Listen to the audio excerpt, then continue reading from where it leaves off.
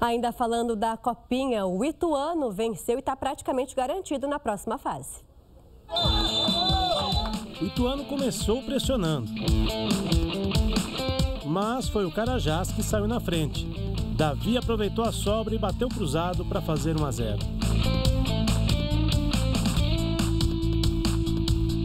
O Galo de Itu foi para cima em busca do empate. A melhor chance veio nesse lance com o Vinícius, que quase fez depois do rebote do goleiro.